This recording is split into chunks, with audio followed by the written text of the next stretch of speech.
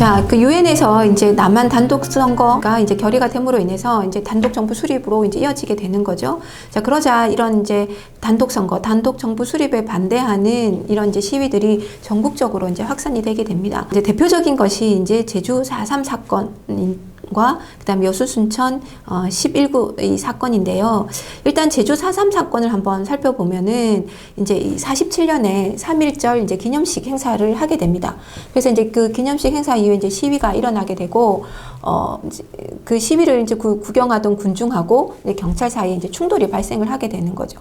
그 충돌 과정에서 이제 사상자가 발생을 하게 되다 보니까 당연히 이제 제주 시민들 입장에서는 도민들 입장에서는 이제 다시 항의를 하는 거기에 대한 항의하는 시위를 일으키게 됐던 거죠. 자, 이 항의하는 시위를 결국은 이제 경찰이 강경 진압을 하게 되는 거고, 그 다음에 이제 흔히 말하는 우익 단체들이 이제 같이 합세하면서 이제 강경 진압을 하게 됩니다. 자, 이러한 상황 속에서 이때 이제 그 좌익 진영의 세력들과 일부 주민들이 결국은 이제 단독 선거를 저지하기 위한, 그리고 단독 정부 수립을 반대하기 위한 이제 그 시위를 열게 되고, 그 이제 이 반대 행동을 하기 위해서 이제 무장 봉기를 단행하게 되는 거죠. 이게 이제 바로 4.3 사건이게 되는데요.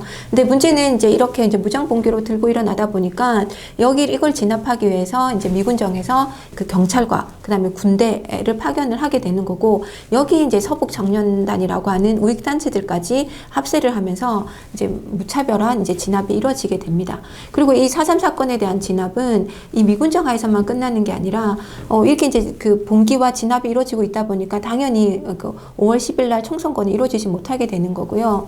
자, 그리고 이제 이렇게 5월 10일 날 선거 이후에 단독 정부가 수립된 다음에 대한민국 정부 수립 이후에도 이 4.3 사건은 끝나지 않았기 때문에 이제 그 대한민국 정부에 의한 이제 강경 진압이 이루어지게 되는 거고, 그런 과정에서 이게 단순히 이제 봉기했던 사람들만 이제 희생으로 끝나는 게 아니라 굉장히 많은 이제 양민들이 이제 학살을 당하게 되는 이러한 이제 사건들로 이루어지게 되는 거죠. 자, 그리고 이제 이와 더불어서 제주에서 이제 이렇게 무장 봉기가 일어나게 되다 보니까 이제 가장 가까웠던 여수 지역에 주둔하고 있던 군대에게 명령이 내려져서 제주도 파견해서 저 무장 봉기들을 진압하라라고 하는 이제 명령이 내려지게 됐던 거죠. 자, 그런데 이 여수에 주둔하고 있던 군대 내부에 이제 좌익 세력들이 있었던 거고, 그 좌익 세력들은 당연히 이 무장 봉기 진압이라고 하는 것들을 거부를 하게 됩니다. 이 군인들이 오히려 이제 봉기를 해서 여수와 순천 요 일대 지역을 이제 일시적으로 잠시 이제 점령을 하는 사건이 발생을 하게 되는 거죠. 이게 이제 여수 순천 11구 사건이라고 하는 거고요. 물론 이거는 이제 당연히 이제 진압을 되게 되는데, 이것도 이제 진압하는 과정에서 많은 사람들이 이제 사살 당하게 되는 거고, 양민들의 학살도 더불어 같이 발생하게 되는 안타까운 이제 사건이 되었던 거죠. 자, 그래서 이 여수 순천 11구 사건 이후에 이제 국가보안법이 제정이 되게 되는 거고요. 그 다음에 이제 그 좌익들 중에서 전향하는 자들, 사상 전향하는 사람들을 뭐 계몽하고 조직하기 위해서 국민보도연맹이라고 하는 것들이 이제 창설을 하게 됩니다. 자, 어쨌든 이러한 단독 정부 수립 반대하는 이 과정에서 제주 4.3과 제주 4.3을 진압하기 위한 여수 순천 11구 사건, 이 사건들이 이제 일어나게 되면서 결국은 이제 앞서 얘기한 대로 대단히 많은 양민들의 학살이라고 하는 부분이 일어났다는 거죠. 그러니까 무고한 양민들의 학살이 이제 크게 일어났었다는 거고, 자, 그래서 이게 이제 2000년대 가서 정부 차원에서 이 제주 4.3에 대한 진상조사가 이루어지게 되는 거고요. 그래서 결국은 2003년에 정부가 이제 국가 폭력에 의해서, 국가 권력에 의해서 이 대규모 제주도민의 희생이 일어났었다라고 하는 이 점을 시인을 하게 되고, 그래서 정부 차원에서 제주도민에게 공식 사과하는 일이 있었습니다. 자, 이렇게 제주 4.3을 비롯해서 이제 그 단독 정부 수립에 반대하는 이런 움직임들 속에서도 결국은 5월 10일 이제 총선거가 실시가 되게 됐던 거고, 이 총선거는 말 그대로 이제 직접 비밀 평등 보통이라고 하는 이렇게 선거 4대 원칙이 적용이 되는 최초의 이제 총선거였다라고 할 수 있고요. 이때는 21살 이상이면 이제 선거권이 주어졌다고 합니다. 5월 10일에 총선거가 이루어지게 되는데요. 다만 이때 당시 이제 남북 협상을 이제 주도해왔던 김구나 김규식 이런 사람들은 이 이제 선거에 참여하지 않았고요. 그 다음에 이제 그 좌익계열, 남노당과 같은 좌익계열들도 당연히 이 선거에 불참을 하게 됩니다. 자, 그래서 이제 원래 이제 그 대한민국 정부가 수립될 때 이제 국회의원 숫자를 300으로 정해냈는데, 이건 이제 통일됐을 때를, 남북한 다 통합했을 때를 상정했던 거고, 이제 백석은 이제 그 북한 지역이라고 이제 하고, 이제 200석을 놓고 이제 국회의원 선거를 했는데, 앞서 본 것처럼 제주 4.3 사건 때문에 제주도에서는 2군데 선거가 이제 진행이 되지 못했습니다. 그래서 결국은 198명의 이제 국회의원들을 선출을 하게 된 거죠. 자, 이때 선출된 이제 그 총선 결과를 잠깐 보면은요, 되게 독특하게 무소속 의원들이 85석을 다수를 차지를 하게 되는 거고요. 그 다음에 이제 이승만 계열인 독촉이 이제 차지를 하게 되고, 당시 이제 그 정당을 가지고 있었던 한민당, 한국민주당 같은 경우는 사실은 이쪽이 이제 많은 인원을 차지하질까 했는데 오히려 29석밖에 차지하지 못하는, 좀 그 고전을 면치 못하는 모습을 보입니다. 이건 아마 그 말 그대로 당시 이제 이 대한민국 국민들은 이 친일 청산이라고 하는 문제를 굉장히 중요한 시대적 과제로 생각을 하고 있었다는 거고, 그러다 보니까 이 친일파를 옹호하는 한민당에 대해서 표를 던져주지 않았던 것이 아닌가, 이렇게 이제 생각이 됩니다. 자, 이렇게 해서 이제 198명을 중심으로 하는 이제 재헌국회가 만들어지게 되는 거고, 이 재헌국회에서 이제 헌법을 만들어서 이제 공포를 하게 됩니다. 그게 이제 48년 7월 17일이었던 거고, 이때 이제 이 헌법에 따르면 이제 우리는 상권 분립, 그 다음에 대통령 중심제를 채택하게 되는 거고, 다만 대통령 선출은 국회에서 하는 간접 선거제를 채택을 하게 됩니다. 자, 그래서 이 헌법에 따라서 국회에서 대통령을 선출하게 되는데, 당시 이제 이승만을 대통령으로, 그 다음에 이시영을 부통령으로 이제 선출을 하게 되고, 그래서 이제 48년 8월 15일 날 이승만 대통령이 대한민국 정부 수립을 국내외에 선포를 하게 되었습니다. 자, 이래서 이제 대한민국 정부가 이제 수립이 된 거고, 이 대한민국 정부는 결국은 유엔이 인정하는 합법적인, 한반도에서 유일한 합법 정부라고 하는 이제 승인을 받게 되었던 거죠. 자, 이렇게 해서 이제 정부가 이제 출범을 하게 되는 거고, 이제 재헌국회의 활동이 이제 이루어지게 되는데요. 앞서 말한 대로 이 당시 이제 국민들의 열망은 이제 친일 청산이죠. 식민지 강제를 청산하는 거고, 그러기 위해서는 친일 이제 반민족 행위자들에 대한 처벌이 이루어져야 된다라고 하는 것이 당시 시대적 과제고 국민들의 요구였습니다. 자, 그래서 이 국회에서 당연히 반민족 행위 처벌법이라고 하는 이 법을, 특별법을 제정을 하게 됩니다. 그래서 이 법에 맞춰서 국회 직속에다가 이제 반민족 행위 특별조사위원회, 우리가 이걸 줄여서 반민특위라고 얘기하죠. 그 반민특위를 조직을 하게 되는 거고, 이 반민특위가 이제 일명 이제 반민족 행위자들을 이제 불러서 조사를 하게 되는 거죠. 그리고 이제 그들에 대한 이제 재판을 위한 특별재판부도 이제 설치가 되었습니다. 자, 그런데 문제는 이 당시에 이승만 정부 입장에서는 당시 이 반민특위 활동에 대해서 굉장히 소극적 또는 이제 비협조적이었다는 겁니다. 그래서 이제 이 반민법을 이제 개정해야 된다는 얘기를 계속 요구를 하고 있었던 거고요.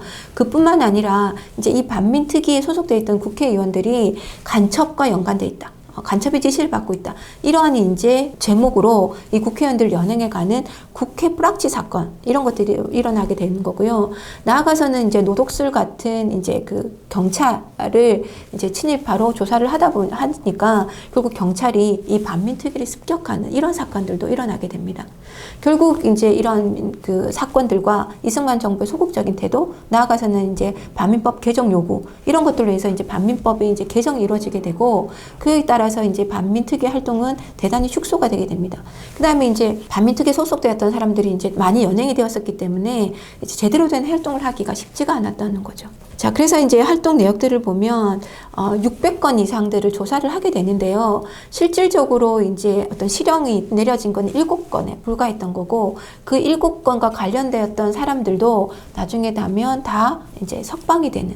그러니까 간단히 얘기하면 어떤 누구도 이 그 반민법에 의해서, 반민족 행위자 특별법에 의해서 처벌받는 경우는 없었다.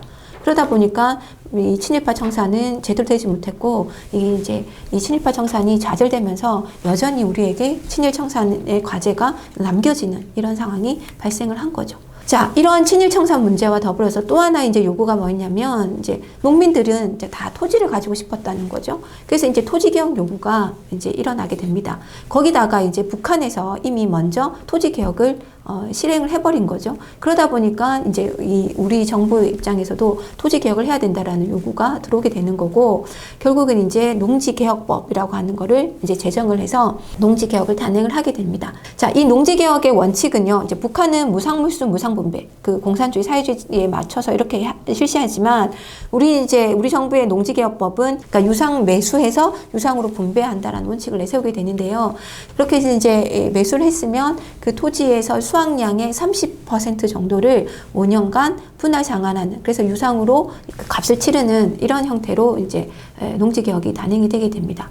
자, 그래서 이런 농지개혁 결과 이제 이 지주소작제라고 하는 이 전통적인 이제 정근대적인 어떤 토지제도는 이제 서서히 사라지게 소멸하게 되는 거고요.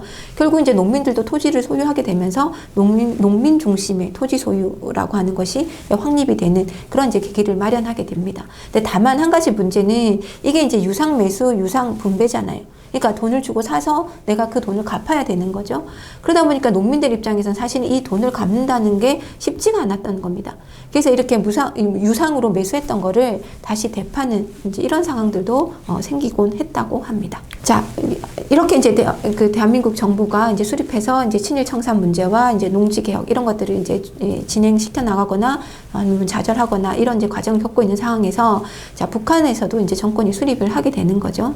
자, 앞서 말한 대로 소련 군정에 의해서, 소련 군정은 이 당시에 이 북한 측에 만들어졌던 인민위원회에다가 다 이제 권력을 이양해주고 있었습니다.